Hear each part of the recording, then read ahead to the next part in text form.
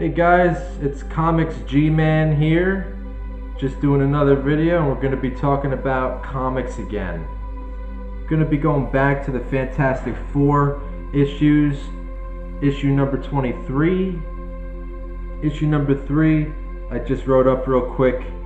This was a pretty great issue, going from unknown microscopic quarks penetrating the atmosphere and smacking everyone on Earth like a baseball, to it being tiny ships filled with thousands of dead aliens. So yeah, it sounds stupid on the surface, and it probably is pretty damn stupid, but it's basically like everybody's just minding their own business, and then all of a sudden they're getting hit by like these unknown microscopic things that didn't even get burnt up by the surface, by the Earth's atmosphere. Obviously the Fantastic Four had to figure out what the hell was going on there, and with their investigation and all of that, they figured out that it turns out to be these little tiny ships that are like really microscopic, and they're protons, and they have like these dead aliens in it. So they find out why the hell these aliens are even here and why they're all dead every time they come out of the ship. So then that brings you back to issue number 24. So issue number 24, I actually really liked it a lot. I said here, wow. Just wow. This was epic on so many levels and did a good job showing just why Reed Richards is such a badass. So they find out this alien in the proton ship was named Zrixa, whatever the fuck. This alien tells them half-truths, and it turns out she came from a planet billions of light years away from where the sun is dimming, or was dimming. The species figured a way to travel at light speeds that cost no fuel by extracting particles from their sun that would shrink their ships, and it would allow them to travel through light speed pretty much without having to use any fuel.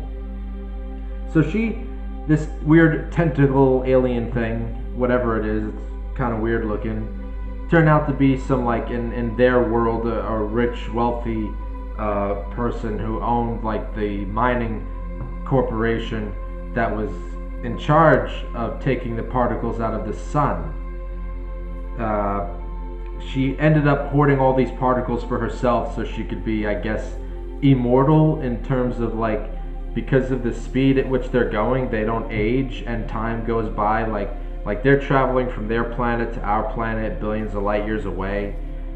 They come here so fast to us, it's like nothing, you know. You guys know the science, but the science bullshit, whatever. But by the time they get to us in those like milliseconds or whatever, their Earth is, or their planet is already like gone or in a different time. So by the time she came to us, her planet was gone. They froze to death. I mean, they find this out that they froze to death because of her. And these people send their own people after her, armed with freaking atomic bombs on their proton ships. And obviously this becomes an issue that the Fantastic Four has to fix, right? Obviously, otherwise all these atomic little proton bombs are gonna go off on us. But it shows that these aliens were so fucking pissed off, they had no solution at their own planet, that they're like, well, we're all gonna die anyway thanks to this bitch who stole all the particles from our sun. And now the sun is going to dim, and we're all going to freeze to death. We're going to send a bunch of our people to just kill her anyway. Clean up our own mess that we made so she doesn't do the same thing in other solar systems.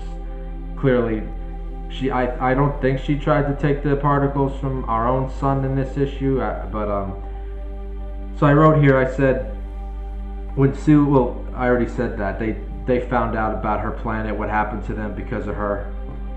So when this alien bitch was defeated, and they find this proton ship, this last one, and it doesn't have a bomb or anything bad in it. It's got like a little ugly baby tentacle thing in there, and it's like saying, like, oh look, not everybody was out to kill this bitch. They had a little more in mind. They wanted to, they had a future, they had a hope and dreams, whatever. All right, so issue number 25. I wrote down this run had more good issues than bad. I'm not gonna lie. Issue number 25, I wrote, I swear the Fantastic Four should be a TV show in the same format as Star Trek. This issue only reinforces this feeling of mine, this sci-fi insanity, incredible multiversal cosmic bullshit, and the no bars, no fear ability to do things that might make some feel disgusting at the end. So in this issue, the team finds some kind of pod that Doctor Doom sealed himself in, and this has to do with like some other outside issues with Doom, which I didn't read, but it's not that complicated. So they're trying to do something to Doctor Doom. He's sealed himself in some kind of capsule. They can't get into it, and what happens is, when they interfere with it, he set up some kind of like field that if you touch it, it sends you into some kind of like other unknown time and place. They didn't know where they landed at this point. I wrote, they end up in this weird world with as Reed Richards said in this issue, the world he thinks had a smaller circumference and less density than Earth. And the team is quickly embraced by these friendly tentacle alien things. And they're not even like, they're like these, you know what they look like?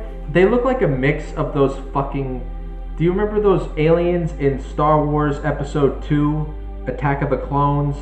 And they went to Kamino, and there was like those like tall, long neck alien things, and they were in charge of making the clones for Emperor Palpatine and shit. Well, these aliens got like their necks and their heads, but then they got like the bodies of like these like they look like those weird creatures on Mass Effect, not the Reapers, like these, I don't know what they look like, okay, but they got like a buggy kind of like tentacles, and they got spikes sticking out of their back, kind of a weird design.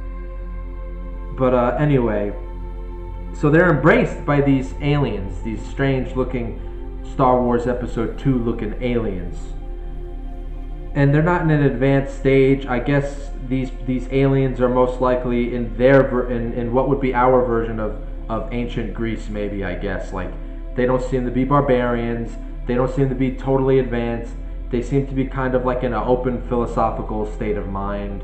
And they don't have like too much of advanced technology. They kind of got a lot of their form of alien nature surrounding their civilization, whatever.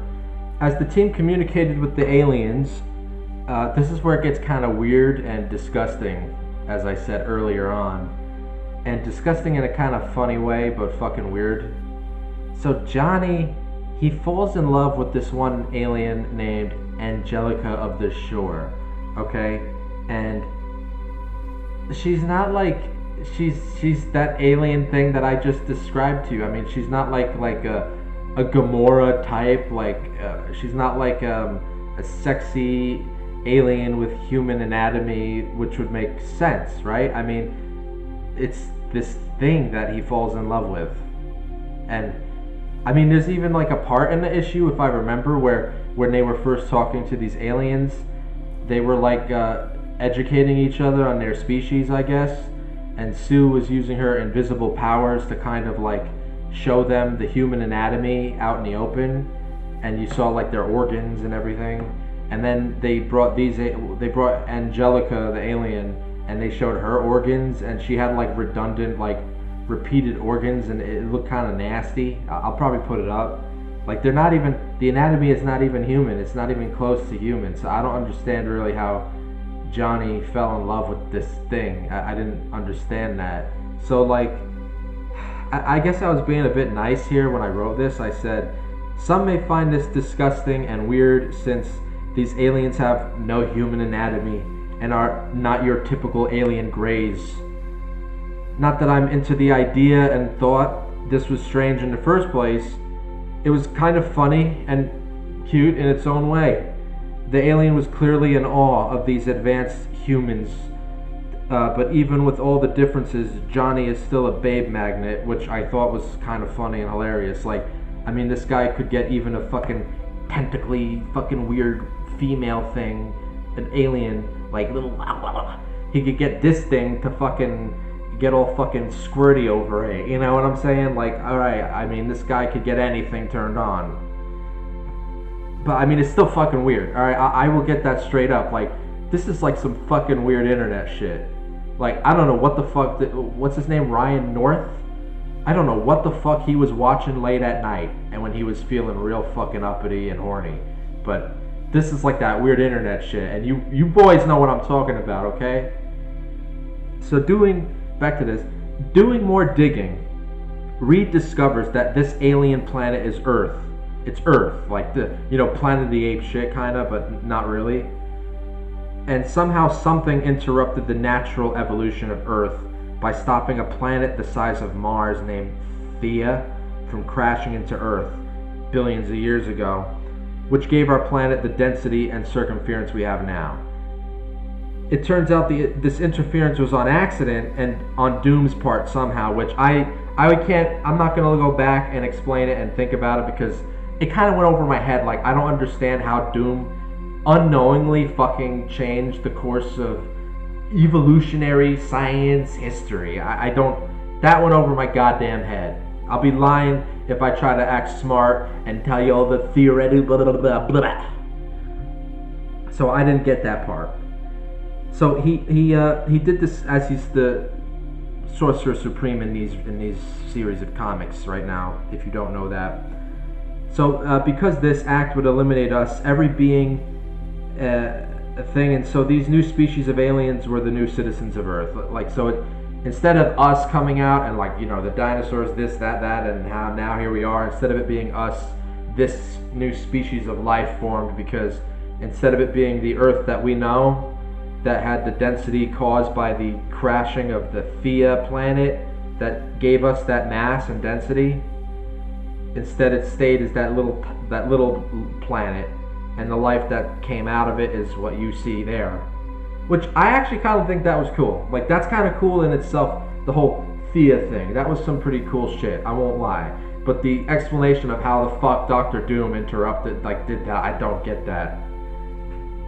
So anyway, I say lastly, they come to the conclusion that if they reverse this, it will end the new species of aliens, and Johnny and the team butt heads over this.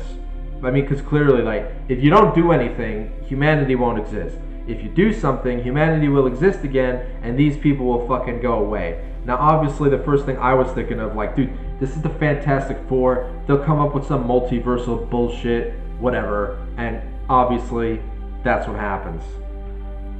As I was reading this, I was saying there has to be a way to solve this without killing this new species. Maybe doing something with the multiverse. Well, guess what? Reed came up with just the solution to create another timeline.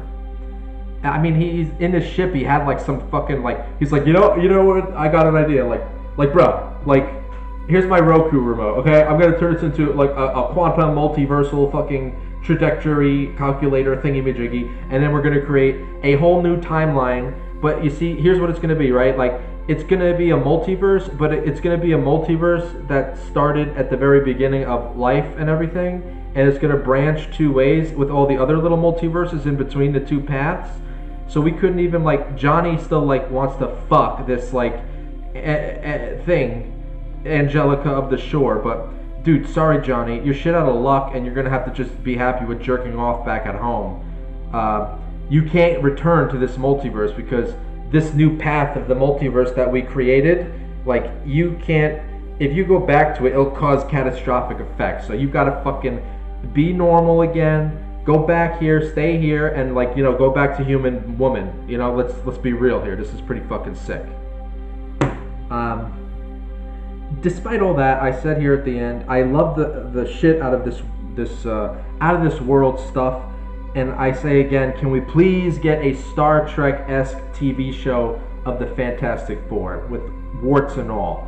You can't tell me that this would not make a good Star Trek format, like a kind of new episode of the Fantastic Four. They're trying to figure out some new shit every time. I mean, come on, man. I don't know why they're not doing that. They're wasting their time making garbage movies like Fantastic Four First Steps. Give me a break. That movie's garbage. I mean, you know what though? Even if fucking Disney did say, hey, you know what? Let's make a Star Trek show out of this, they would fuck that up too. So I take that back. I mean, if it was in better hands, yeah, it would be great. But even if Disney did this, they wouldn't do a good job of it. They'd screw that up too somehow. So whatever. So issue number 26, issue number 26 was kind of goofy. So this was a really funny issue. Johnny and Reed get into some weird paranormal trouble, and then they have to explain why they blew up the whole freaking house when the rest of the family comes back. Yeah, like, I mean, literally, I don't even remember why it started off with Reed and Johnny like, hey, Johnny, blah, blah, blah, maybe we should do this. And Johnny's like, yeah, man, let's do it. And they kind of, like, just start digging a hole in their basement. I don't even remember why. I don't even remember why these two started digging a freaking hole in the basement. And then as they're digging the hole in the basement, they find, like, a rock that was set there and then another rock. And then Reed is like, well, according to this theory, I forgot which theory he said, unless we know why whoever placed these there, we shouldn't mess with it. And Johnny's like, nah, fuck it, man. And they take it out, and then it, like, unleashes all these ghosts and shit. I don't know. So then they're like, well, we have to stop. We have to plug in this hole. Otherwise, these ghost things, and the ghosts are like all of the animals in living life from beginning and our end time. So like dinosaurs, horses, all this weird shit's coming out of it as ghosts. And he's like, well, let's put an object there. They put an object there. It doesn't stop. It doesn't really stop because it blows up again. And he's like, oh, wait a minute. Let me think about it. If I do this and I put my water hose in the hole, literally, and I keep spraying the water in the hole. Oh, what happened? Oh, my thing restarted. It'll keep the pressure. It'll keep it from blowing up. So he's like, but I don't have unlimited water, so we got to find a source of unlimited water liquid that could keep this thing in place. So somehow they figure out, they find a freaking skull by an occult that like has an infinite amount of like blood that is puking out. I mean, this is some silly stuff, this issue. I mean, I don't know how else to explain it to you. Issue number 27. I said this was another good, lighthearted, funny-ish like number 26. For me, it was a better way of bringing the FF kids in and making them more likable, which the last issue, I think it was issue number 16, I might be wrong, that attempted this same thing here, but it failed for me. It had like that last issue I was referring to about the kids being introduced again when they came back, like they had some stupid bullshit where they were doing a homework assignment and they made it into this big deal. It was so dumb. It made me not interested in these characters at all like I thought. But I would say this issue kind of saved that for me. The issue was more about Ben and Alicia's kid, Nikki, who is a Skrull. They adopted her. I don't know the circumstances to why Ben and Alicia adopted a Skrull, and they adopted a Kree, which is Joe Venny, well, whatever his name is. I don't know. I didn't read those previous sagas, but pretty cool that they got a kid. Although there's a couple of things I'm going to say about it in the next reviews that I just thought of right now, actually. I'm not going to lie. So, Nikki the Skrull is realizing how to best use her powers, but she's getting kind of pissed off. Like, people are telling her not to do it, and she's saying, oh, well, I don't know. Are people going to accept me for who I am, or is this it? Am I going to have to be something I'm not? And, all that nonsense. So then she's like, you know what, I'm going to use my powers to do what I want. So every time her brother gets in trouble, or what is Franklin and Valeria to her? Val, the Reed and Sue's son and daughter. If they call them uncle, I guess that's their cousin. Okay, so they're cousins too, like her cousins. She gets them out of trouble in the detention office, and she keeps morphing into their parents, like the Thing and stuff. And I actually thought it was kind of funny though, because when she was doing the imitations of them, like she was saying things that they might say a little bit, but you could tell it wasn't really them, and it sounded just kind of funny. Like especially her Reed Richards impression made me laugh a lot. Actually, if I could find it, I should try to find it. It doesn't matter, but anyway, it's just a corny, funny issue. Some really funny dialogue here. This is how you do it with the light comics without being overly stupid or treating your readers like idiots. I wrote issue number 28. I wrote down, now we're back to what Doom is up to. He tricks Reed and Sue to find the Doom sword, the only sword that could destroy him, and he takes it out of the equation so it can't be used against him in the future. He does this by Reed and Sue go back in time with this character. I already forgot the guy's name. I think they just, his first name is Dane. I just forgot what his character name is though. He has the ability to go back in time and stuff. So they went back in time to World War One. They found where the sword was, like near the trench warfare and everything. And they're like, all right, now you gotta dig it out and we'll put it somewhere for the present time that we could find. But obviously it turned out that Dane was being controlled by Doom, and Doom used it as an opportunity to destroy it. The one cool thing that happens in this issue is Doom literally tries to kill Sue and Reed, which is kind of weird because in the later review I'll talk about the One World Under Doom. Doom is trying to be like this benevolent leader of the earth and be a globalist, basically. He's being a fucking globalist. I'm not even joking about that. So he's trying to be benevolent, but in this issue it's kind of inconsistent because he literally tries to murder Sue and Ree in the astral plane as Sorcerer Supreme. Like, I mean, but I like this though, but I'm saying it doesn't fit with what's happening in the other series, the One World Under Doom. But this is still pretty cool. Like, they're in the astral plane, and Doom is like, you know, you guys failed, blah, blah, blah, you have no power. And he puts them like in a bubble, and like Reed and Sue are like being crushed in the bubble. And the only way they got out of it was because even though the guy before who was helping them travel through time, Dane, he was under control of Doom. He wrote an equation to Reed Richards early on in the comic, and he's like, when Reed saw it at first, he was like, this is nonsense. This is not even an equation. This is fucking illogical bullshit. What are you trying to say? Well, it turned out it was Dane's way of putting a secret message in there, and he wrote like a magical word, and then Reed used all his, you know, and he said the magical word, and it helped him escape with Doom, which I know, MacGuffin, I know, kind of like you know, I mean, this is a comic. What do you expect? This isn't reading The Cider House Rules. This isn't reading American Psycho. This is comics, man. You know, you don't expect some intellectual bullshit, okay? I mean, bullshit, yes, but intellectual stuff, eh. So he got out of it, but I did like, dude, like, the way they drew the panels and stuff, they did really good. Like, I really was like, oh shit, man, they're getting crushed. Like, I know they're gonna get out of it, but it's like, damn, that does not look fun. That does not look comfortable. Like, they're like,